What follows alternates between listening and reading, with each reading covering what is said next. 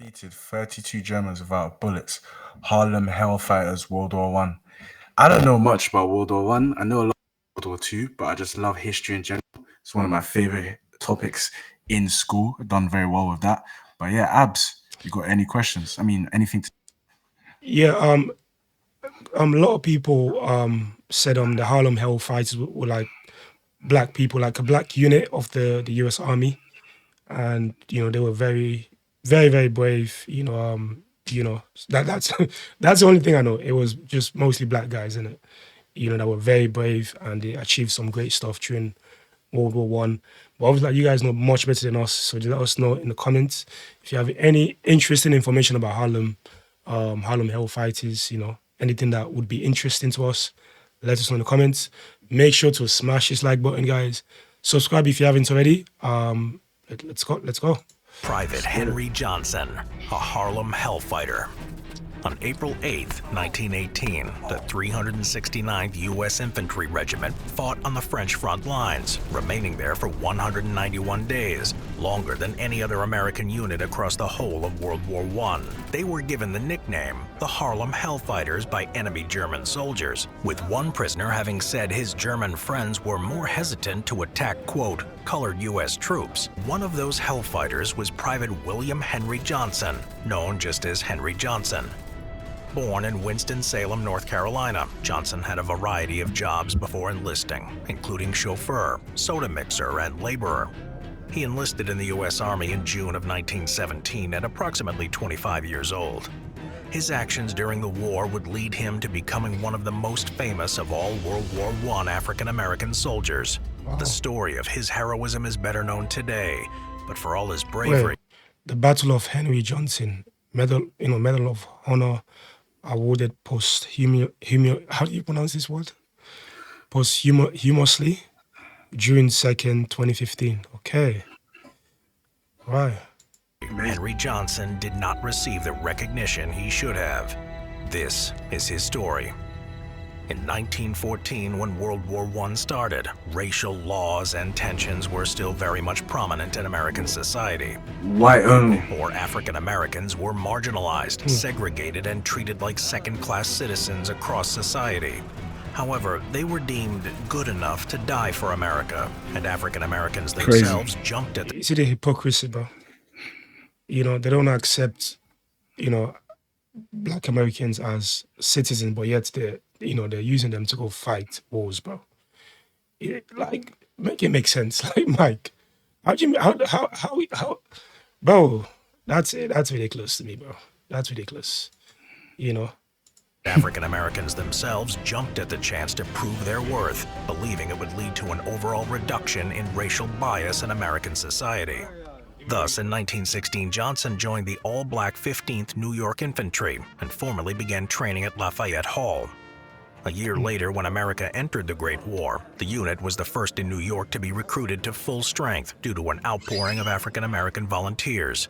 But white Americans still were unwilling to fight alongside their African-American counterparts.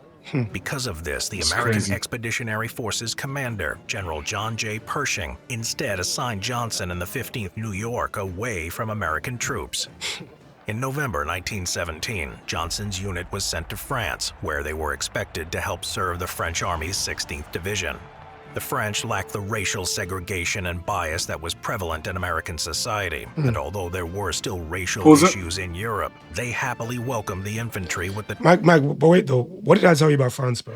That's what I was about to say. Remember the boxer whose name John Johnson? What was his name? Yeah, Johnson, yeah. Johnson, yeah. So you remember when he went to France because racism was less prevalent. Yeah. So it's intertwined with this story, which is unbelievable as well. So yeah. Yeah, because remember you said France was more racist, though, right? Now it is. They did say in that last story at that time. No, listen. Let me land. At that time, France was a great place. Racism wasn't a thing, but it's crept in over the years. France is still a racist place. Go do your research. I don't agree. France, if they were racist, it's more likely that they were more racist back then. No, around the 1900s. Most European countries, bro. Racism was, for me, the way I see things, obviously like some of you guys in the comments know way more than us. For me, racism was worse back then than now. Of course, but Yeah. they did say in that story they traveled to France because it was a lot less, Yeah. and there were the segregation, and everyone got along more. Then France became more, they said it later in life, France became more racist, but You know, at that period of time, it was there's good. more colored people. France have accepted more colored people than I think any European country, bro. You know how many Africans live in France? Like, That doesn't mean it's not racist. yeah, but like, at least they're more tolerant, right? I'm not saying they're fully racist, but they're probably more racist than this country, bro. Than the UK. Yeah, definitely. I'm not sure about that one, bro. I'm not sure about that one. Yeah. Racial issues in Europe, they happily welcomed the infantry with the title of the 369th U.S. Infantry Regiment and fought alongside them without the same prejudice. On May 15th of 1918, Henry Johnson was guarding a sentry post from midnight to 4 a.m. alongside fellow soldier Needham Roberts. Johnson, already convinced that the German snipers who had been shooting at them earlier were still around, told his sergeant they should send better men who knew their rifles to guard the outpost. His request was laughed off, but Johnson was soon proven right. At around 1 a.m., a sniper fired from the darkness, missing the men. When reported to Sergeant Roy Thompson, all Johnson got in response was a laugh and the comment, "You scared?" Johnson, being brave beyond his years, told his sergeant he didn't fear the snipers, only wanted to warn him of their presence and the potential for an attack. Despite being ignored, Henry Johnson spent the hour laying out precautions that later that night saved his life. Taking a box of approximately 30 grenades, he began laying them out in lines, ensuring easy access should he need them. And he definitely did need them. Less than an hour later, at what Johnson estimates as 2 a.m., he heard the telltale sound of wires being cut and immediately knew a German attack was imminent. Straight away, he tells his comrade Needham to run and tell the lieutenant, before throwing his first grenade at where he thought the German soldiers were about to attack from. Somewhere in the confusion, Needham was badly wounded in the hip and arm by a German grenade. Ooh. Henry told his companion to keep his nerve before instructing him to lie in the trench and hand Johnson grenades so that he could keep the German soldiers at bay. From his position, Johnson continued to lob grenades at the emerging German soldiers, taking plenty of hits in return. As he fought, he was shot at the whole time, taking hits in the head, lip, hand, side, and at some point, smashing his foot so badly that after the war was over, he required a silver plate to help fix it. But bullets... Mike, you got shot in the head, bro. How? His foot basically almost came off. That's crazy. How do you survive a headshot? And the lieutenant didn't want to listen to him, bro. Yeah. Well, you see, in life, yeah, this is a good thing to say. Mm. Always listen to your instinct, man. A lot of the time it's correct, bro. Facts. When you have a gut feeling about something, you feel like anytime I've had a gut feeling, Michael, don't do something, and I didn't do it, or I did it, it always went wrong. So always listen to your gut, man. Yeah, your gut can definitely save your life, bro. For sure. It's not always correct, though. Your gut can be wrong sometimes, but like, you know, it's right. I would say it's 50-50, you know. to help fix it. But bullets, injuries, and an unknown number of enemy soldiers wasn't enough to stop Johnson. Surrounded by soldiers, Johnson kept throwing grenades until eventually he had none left. Undeterred, he immediately began shooting his rifle instead, which worked for a while until Johnson tried to put an American cartridge clip in his French-assigned rifle, causing it to jam. It's at this point that most people would think they were done for, but there was a fighting spirit in Johnson, determined to live. Swinging with wild abandon, he began using his rifle as a club instead, jumping into the fray and hitting German soldiers wherever he could reach as they helplessly tried to rush the one-man machine. Not content with his club, Johnson then reached for his bolo knife and started slashing through the air, later saying, "Each slash meant something, believe me." Wow. The remarkably modest Johnson later reported there wasn't much to it, but it's unlikely many people could hold off a whole swarm of German soldiers the way he managed.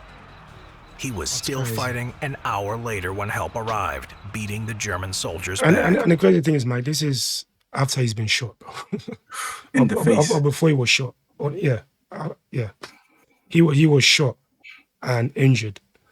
And, bro. There's so many stories of black historic Yeah. Americans, bro, that done some things that are just Admirable, bro. So, Yeah, man, when you say Black Americans don't have history, they don't have culture, it's that's scary because, that's bro, absolute nonsense. there's so many legends that I've never even heard of. This is a great story again, man. So, wow.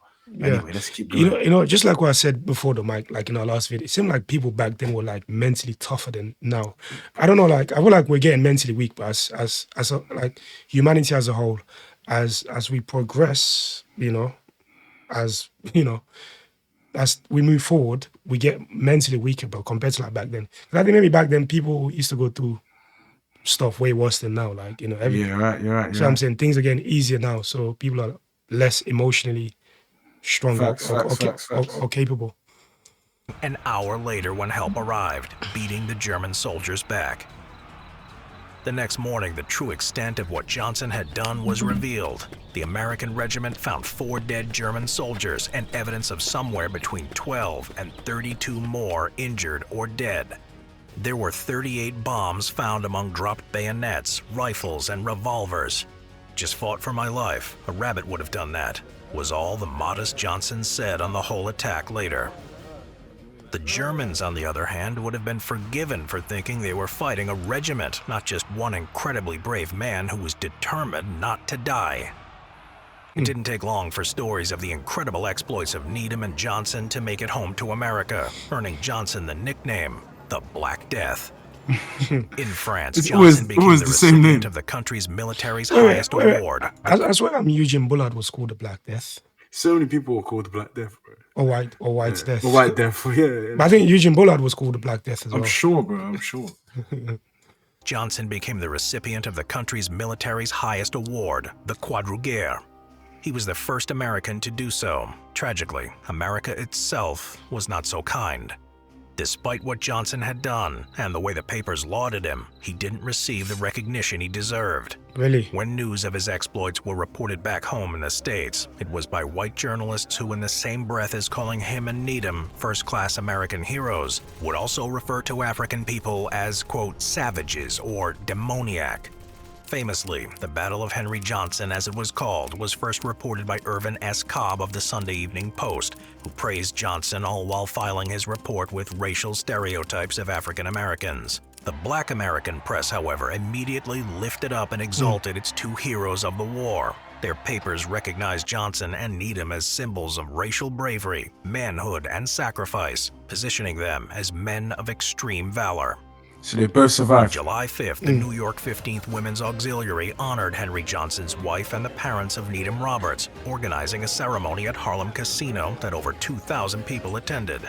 Praise for their actions was bestowed by President Wilson, the governors of New York and New Jersey, and the Secretary of War. For one glorious moment, African Americans thought this could be the turning point of racial relations in the U.S. But it was not to be. By the end of the war, a mere few months later, anti-African American sentiment was at an all-time high. Wow. Johnson returned home a severely wounded, disabled soldier. He seemingly received no acknowledgement for his acts of bravery and self-sacrifice, and was discharged from the military due to his extensive injuries. See, so like they were using black people then. They could not care less about black people, but it seemed like they're just using them to go fight for a country that don't even look after them, bro. You know what I'm saying?